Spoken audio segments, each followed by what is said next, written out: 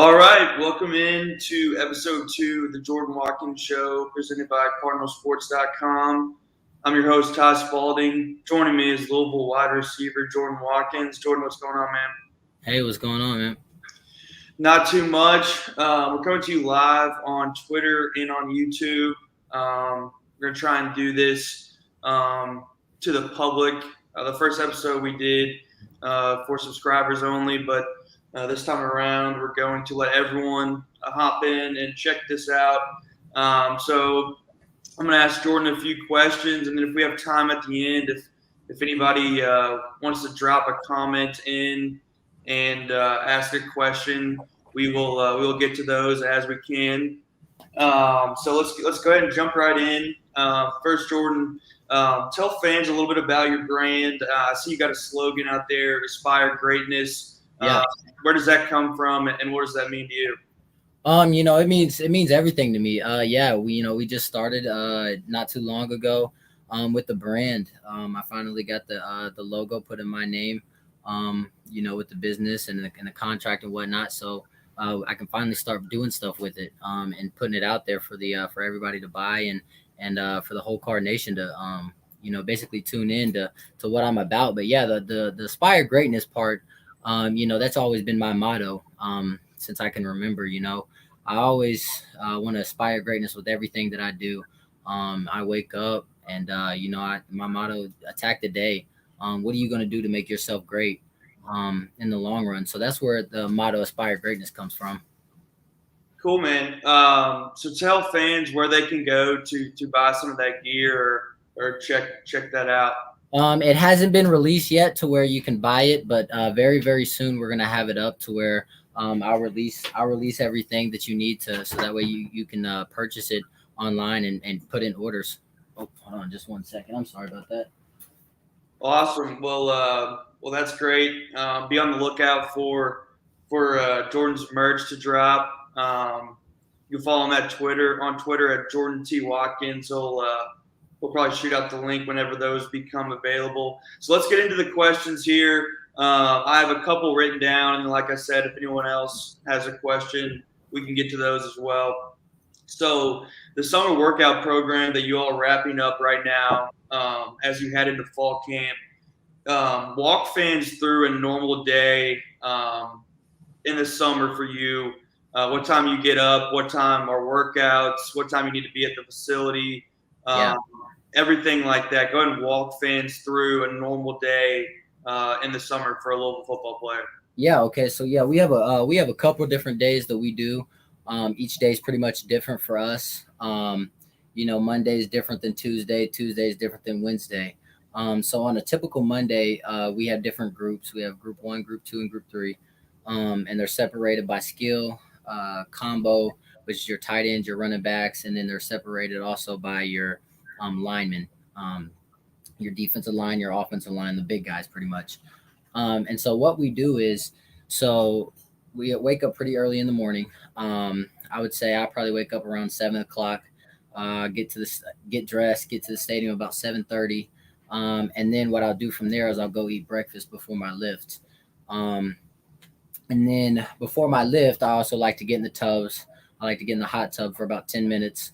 I would say about 10, maybe 5 minutes, 5 to 10 minutes at a time, just to warm my legs up, get my muscles going, get them loosened up a little bit. And then what I also like to do is I like to do my pre routine is when I get on the power plate. I get on the power plate and I stretch a little bit, get my muscles a little bit looser, loosen up my hips a little bit.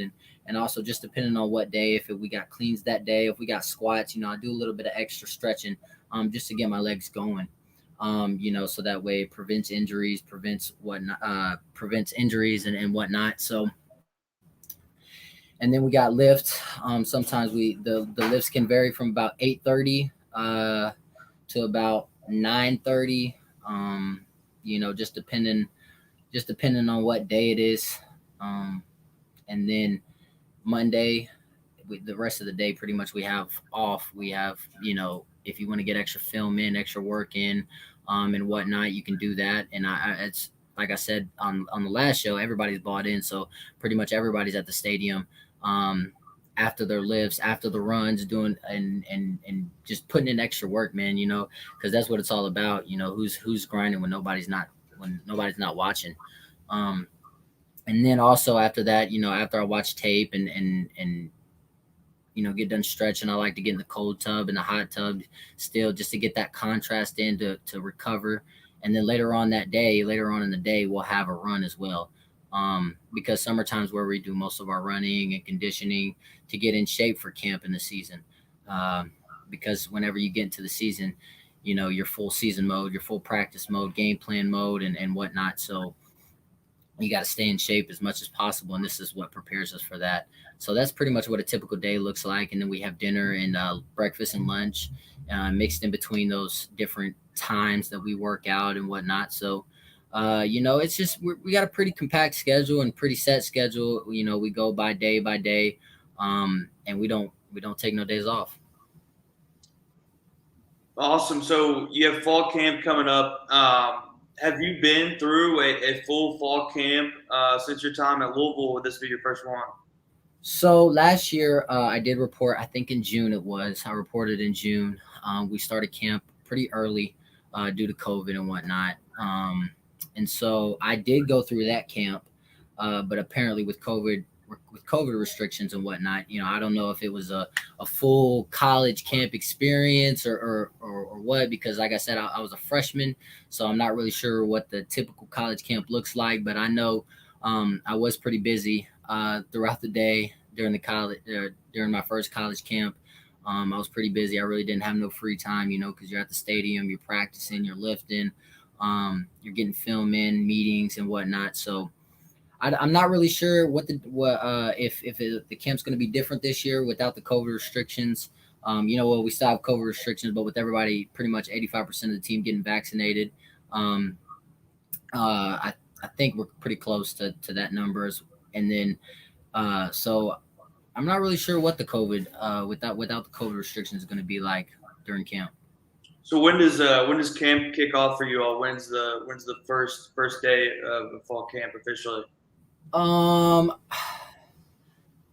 Not sure about the specific date. I think it should be somewhere around the beginning of August, around the first couple of weeks of August, if I'm not mistaken. Gotcha. So you mentioned the 85% vaccination threshold. Was that a team decision? Did kind of the leaders of the team, did y'all have a talk, or how did that work to get to that 85% number? Oh yeah, man. With everything you do, you can't really force anybody to do anything that they don't want to do. You know, and this is where I go back to everybody being bought in as a team.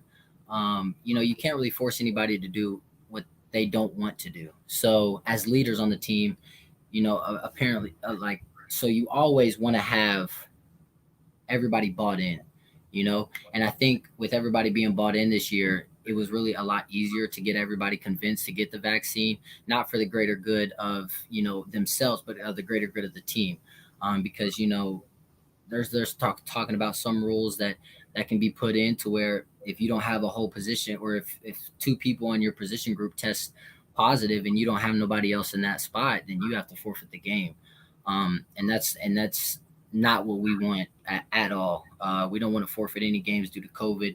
And I think everybody realizes that we don't want to forfeit any games due to something silly that we can prevent. So everybody's bought in, and we don't, as leaders, we didn't really have to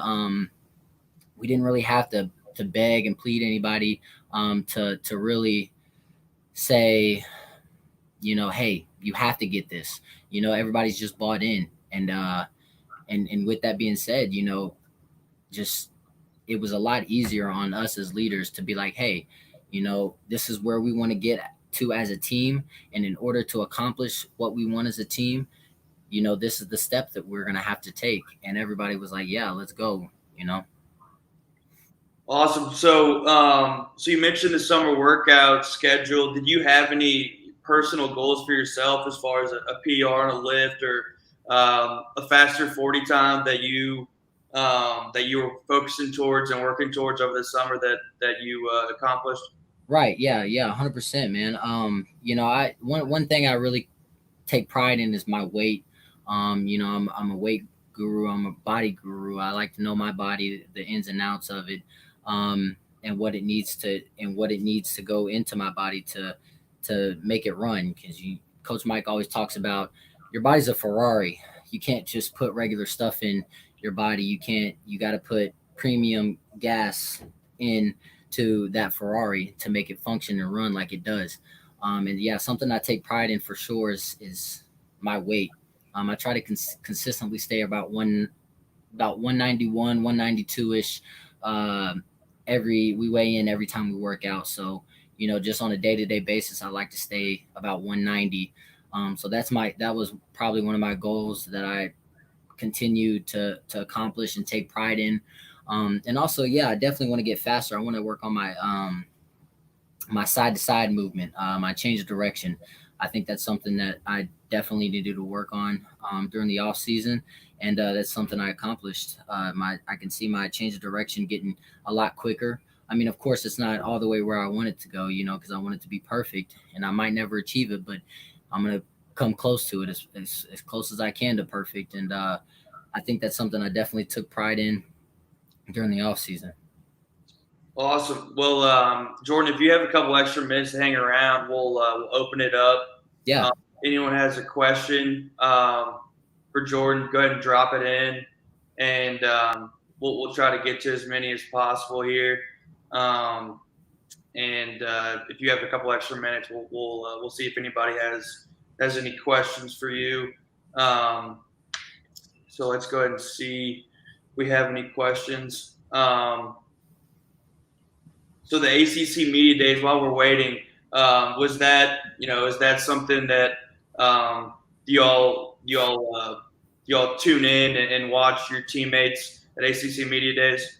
Yeah, 100%. We definitely did tune in, and we love to see Mershawn and CJ and Malik out there representing Card Nation and Coach Sat in a good way. I think a lot of people are sleeping on us this year because things didn't go how we wanted it last year. But I think a lot of people are doubting us, and to see Mershawn and CJ and Malik up there representing Card Nation as a whole, and Coach Sat, I think that was something that we definitely had to see. All right, we have a question here from Ross Whitaker 1. He asked, favorite DB to go up against? Yeah, I would say my favorite DB to probably go up against is Greedy Vance. That's my roommate, so anytime that me and him can go up against each other, it's always a fun battle, and we love to go back to the room and talk about it and joke with one another. And it's always a good time whenever I'm with Greedy, and he's just a close friend and a better DB on the field, so he gets me better and I get him better. So, iron sharpens iron. Good deal. Again, if anyone has any questions, go ahead and drop them in, and we'll answer a couple more. Speaking of Greedy Vance, just because Ross mentioned the favorite DB, and you said Greedy behind Trey Clark and Chandler Jones, there's Greedy Vance is probably the most experienced guy there. How do you see him? Give fans kind of a behind the scenes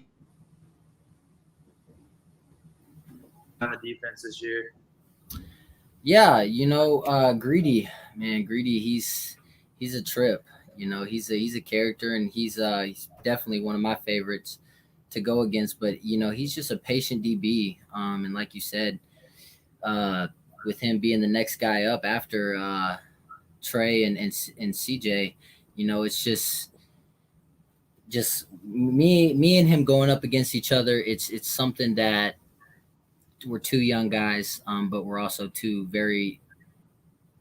I wouldn't say we're two very skillful young guys. So whenever we can go up against each other, and his patience, I think that's what separates him from a lot of DBs that we have, and I think that's what's going to give him the edge, throughout the rest of the time that we're in college together. He's got something that you can't really teach, and that's patience. All right, we got another question here from Die Hard Card 2. Which wide receiver will surprise Card Nation this season? That's a question I get all the time, and I say all of them, because that our wide receiver room, it's packed. It's packed with a lot of skill, a lot of talent, and I think it's going to definitely shock a lot of people this year. We keep getting asked, well, Desmond Tutu's gone. Well, there's a lot of talent sitting in that room, and I think it's going to be. I think Card Nation is going to be shocked about, the wide receiver room, 100%. I got faith in all my boys, in the wide receiver room, so I can't really say just one. I got to say all of us. Cool. If anybody has any final questions, we'll take maybe one or two more before we wrap up episode 2. We'll do. We have 2 more episodes coming after this one. We'll try to do these every week going forward, and we're going to do them live. I think is the plan moving forward. So if anybody has any final questions before we wrap this up, go ahead and drop them in the comments. I love answering any questions that Card Nation has. It doesn't just have to be about football. It can be about what I like. In the Ville, me being from here, I know a lot about the Ville. So my favorite restaurant, anything that you guys want to know, I'm an open book and I'll share it. I'll ask you this real quick while we're waiting for any other questions. Do guys on the team ask you for advice on where to go to eat or what's a good spot in town since you know the ins and outs of Louisville? Yeah, 100%. I get that question all the time. If I've ever ate somewhere, and they're thinking about going there, and I say, yeah, I'd go there. Especially if it's locally owned. I support all locally owned businesses, down to the heart. Because there's a lot of good places to eat in Louisville. You just got to find them, and you got to know the right people. So. All right, we got this will be our last question here. What's the biggest strength of the team? I think the biggest strength of the team would be that we're all bought in. I'm going to keep harping on that because, as a team, you got to be like this. You can't win football games like this. You got to be like this as a team. You got to know the person beside you, because the person beside you is going to be who you're going to battle with every play. Because, in football, you fight every play. It's a battle. It's a war. That's just what it is. And, like I said, you got to know the person beside you. Because if he doesn't do his job, then the play doesn't work. You need all 11 guys doing the right thing at the right time. And if you don't have that, then you can't win ball games. So I think that's definitely our biggest strength is we trust one another and we're all bought in, and we believe that what Coach Satterfield and all the other coaches are telling us is going to happen. All right. Well, that'll wrap up episode 2. We'll try to get to more questions next episode. So be on the lookout. We'll give everyone a heads up when we're going to do episode 3. But Jordan, thanks for joining me. As always, really appreciate your time, and we'll catch up with you here soon. Yeah, no problem, man. Like I said, any questions that you guys might have, I'm down to answer. And my DMs are always open, and I love responding to fans. So. Anything that you guys might have, throw it my way. And then if I don't get to it, then you can definitely ask it on the show and I'll answer it then. Awesome. Well, thanks everybody. We'll be back next week. All right. See you later, Card Nation.